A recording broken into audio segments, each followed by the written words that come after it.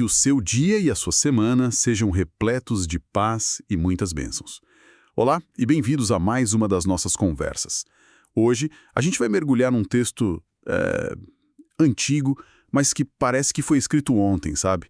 É o capítulo 17 do livro de Provérbios e para nos guiar, estamos com duas fontes excelentes, duas bíblias de estudo, a Roma e a Nova Almeida Atualizada, que tem notas, comentários que, nossa, abrem um mundo de entendimento. A nossa missão aqui é tentar extrair a sabedoria que está ali, né? Tentar responder uma pergunta que parece central. Num mundo cheio de conflito, qual é a estratégia para se construir uma vida de integridade, de paz? Ok, vamos lá. O capítulo já abre com uma imagem que, para mim, foi um soco no estômago. Versículo 1. Melhor é um bocado seco e com ele a tranquilidade, do que a casa cheia de vítimas com contenda. A outra versão que a gente tem fala em casa cheia de carnes e brigas. Essa oposição, sabe? Comida simples em paz ou um banquete farto, mas tóxico. É muito forte. Isso vai além daquele clichê de dinheiro não compra felicidade, não vai? Com certeza. Essa é a tese de abertura do capítulo inteiro. É, assim, uma sabedoria ancestral sobre o custo de saúde mental de um ambiente tóxico. Basicamente, o que o texto está dizendo é: olha, a sua paz de espírito é um ativo muito mais valioso do que o seu contra-cheque ou a sua despensa cheia. E tem um detalhe nas notas de estudo que deixa isso ainda mais afiado. Qual o detalhe? Essa casa cheia de carnes ou de vítimas, ela provavelmente se refere aos banquetes que vinham das ofertas pacíficas. E o ponto crucial sobre essas ofertas é que eram refeições comunitárias. Uma parte ia para Deus, outra para o sacerdote e o resto era para a família celebrar, juntos. Eram eventos de gratidão, de comunhão. Então o provérbio está criticando a hipocrisia que pode existir até no meio de uma celebração religiosa. Não adianta o ritual da festa se o ambiente é de briga. Entende? A crítica é bem mais profunda. Uau, isso muda tudo. Então não é só sobre riqueza versus pobreza, é sobre autenticidade contra a aparência, e especialmente em contextos que deveriam ser sagrados como a família. E falando em família, o texto continua nessa linha. O versículo 6 diz: coroa dos velhos são os filhos dos filhos, e a glória dos filhos são os pais.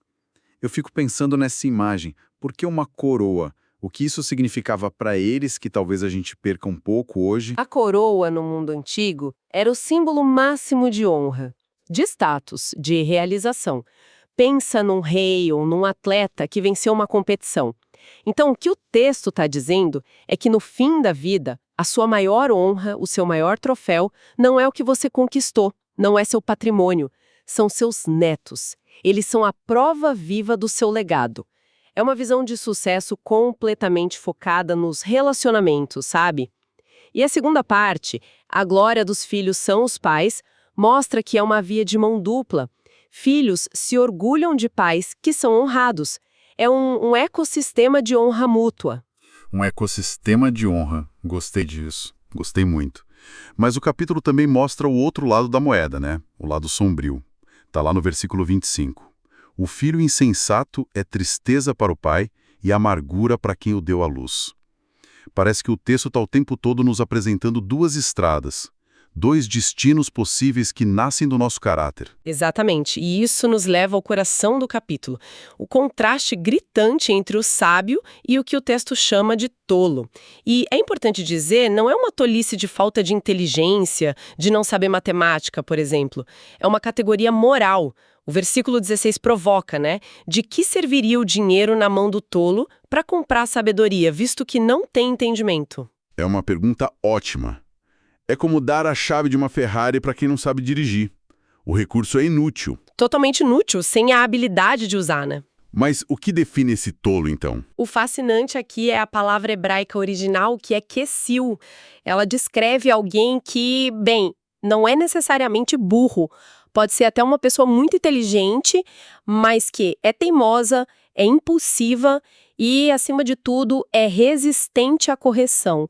É uma falha de caráter, é uma imoralidade intencional, é aquela pessoa que repete os mesmos erros porque se recusa a ouvir conselhos.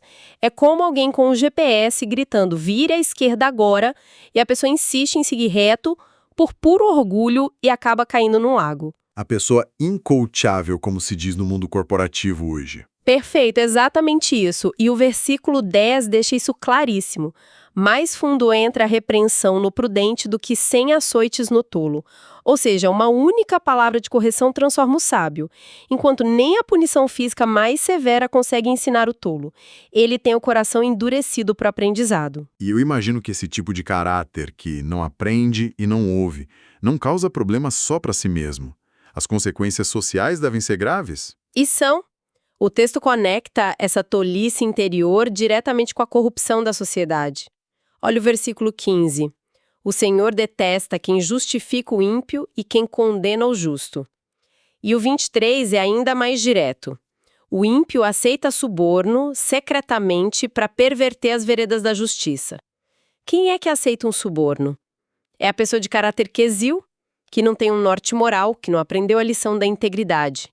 A corrupção pessoal, essa recusa em ser corrigido, ela leva direto à corrupção social e à injustiça. As duas coisas estão amarradas. Então, o caráter é a base de uma sociedade justa, faz todo sentido. E como é que esse caráter, seja ele sábio ou tolo, se manifesta no dia a dia? O texto parece dar uma atenção especial para as palavras. O versículo 14 tem uma metáfora que me dá até calafrio, olha só. Começar uma discussão é como abrir uma represa. Por isso, desista antes que surja o conflito. A imagem de uma represa se rompendo é o caos total. É uma imagem de poder destrutivo, incontrolável.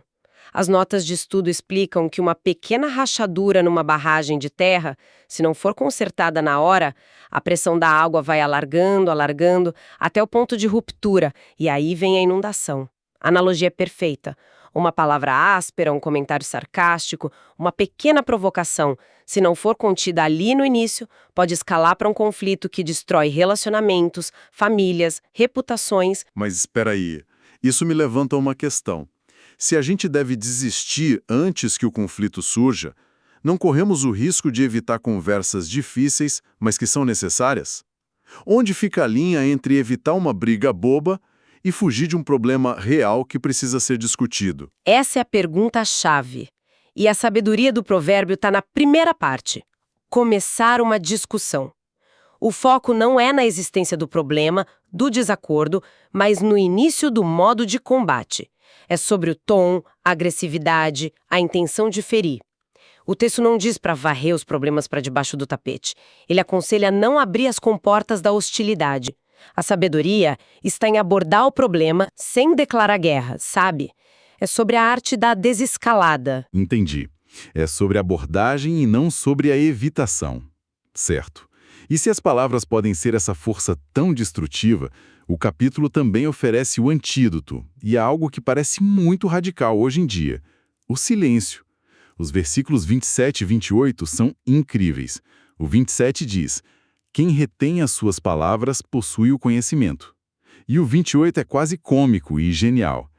Até o tolo, quando se cala, passa por sábio, e o que fecha os seus lábios por inteligente. É uma lição muito poderosa de autocontrole. Mas essa ideia também carrega um alerta, né? O provérbio não está exatamente elogiando o tolo que fica quieto. Ele está, na verdade, criticando a nossa própria superficialidade ao julgar os outros. Ele mostra como é fácil a gente ser enganado pelas aparências.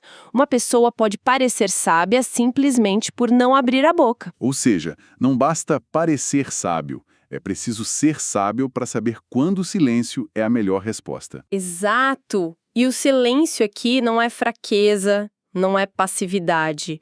Uma das notas de estudo aponta Jesus como o exemplo máximo disso, quando ele ficou em silêncio com toda dignidade diante dos seus acusadores.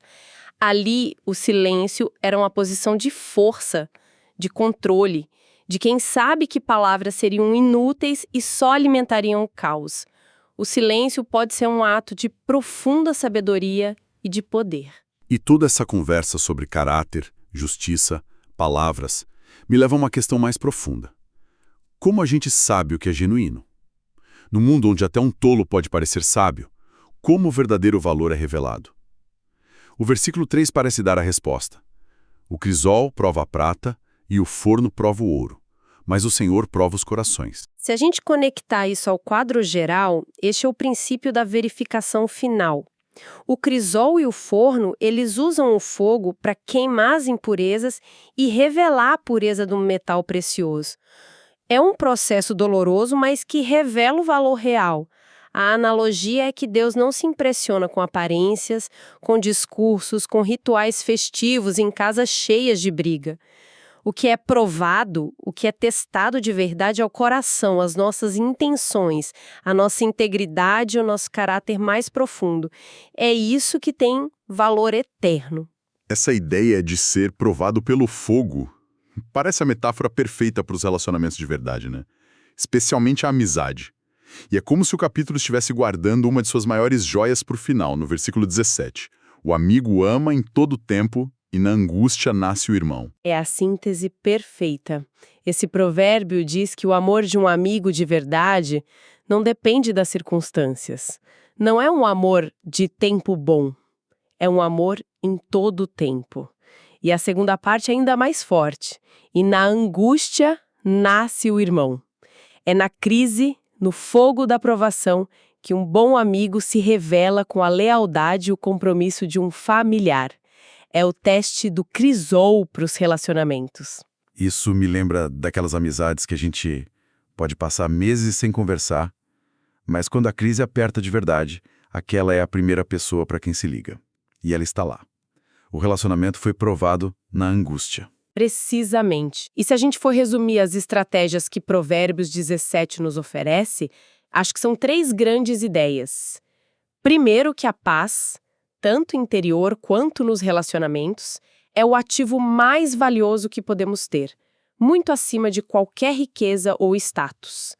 Segundo, que a sabedoria verdadeira não é sobre o que você sabe, mas sobre quem você é, a sua capacidade de aprender com a correção e de dominar o poder das suas palavras. E terceiro, que a base de tudo é a integridade do coração, porque é o nosso caráter que, no fim das contas, sustenta a justiça na sociedade e a lealdade nos nossos relacionamentos. Para encerrar, fica aqui uma provocação inspirada naqueles versículos sobre o silêncio. Num mundo que grita por atenção, que exige uma opinião sobre tudo e, para agora, qual seria o poder de praticarmos intencionalmente um silêncio sábio? Não um silêncio de medo ou de omissão, mas um silêncio como um espaço que a gente cria. Um espaço para ouvir melhor, para ter mais discernimento e para encontrar uma compreensão mais profunda antes de abrir a boca. Que Deus abençoe todos que nos acompanharam.